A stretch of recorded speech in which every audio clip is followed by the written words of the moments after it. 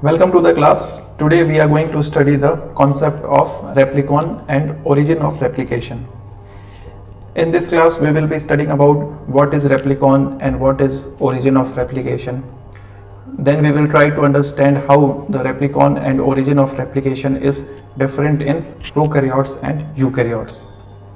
So let's start with the concept of replicon.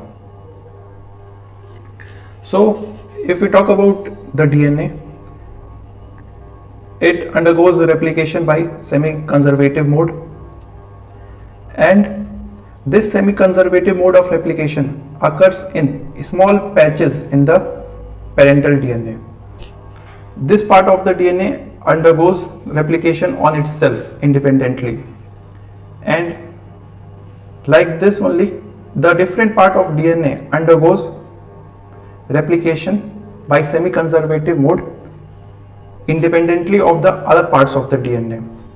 So these parts of the DNA which undergoes replication independently are called replicons. So this will be the first replicon, this will be replicon second, this will be replicon third, and like this, these all the region of the DNA which undergo independent replication form the replicon.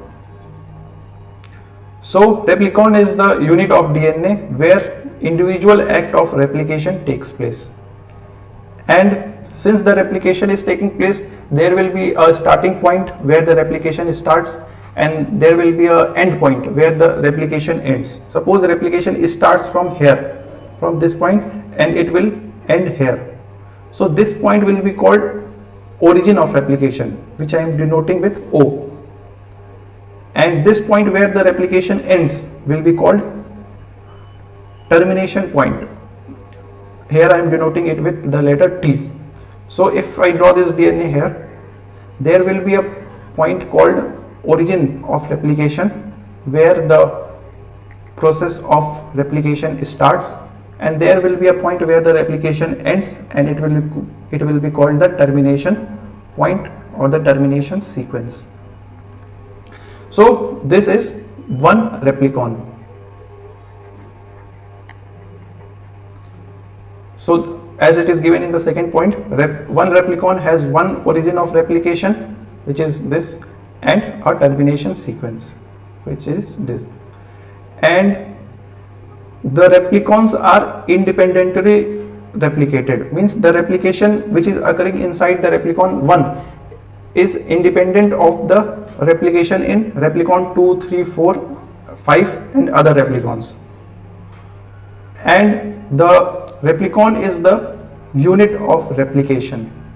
It is called unit of replication because it is the smallest region in the DNA where the replication takes place, or it is the smallest region of the DNA which is capable of replicating independently. So it is called the unit or the smallest part of replication. Now let us talk about the replicon in case of prokaryotes. So talking about replicon in prokaryotes, so we know that prokaryotic DNA is simple in structure, and its DNA is somewhat circular, double-stranded and closed type, and its DNA size is much smaller than the eukaryotic DNA.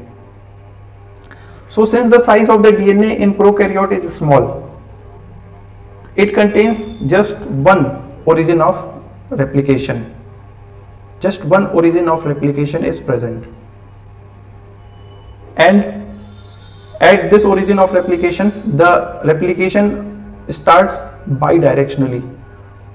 From this strand, the upper strand, one replication proceeds in the left hand direction, and from the lower strand, the replication proceeds in the right hand direction. So the prokaryotes, since they have a simple DNA, small DNA, they have a single origin of replication, and from the origin of replication, the replication proceeds in bilaterally or in two directions. So since they have a single replicon, they are monorepliconic.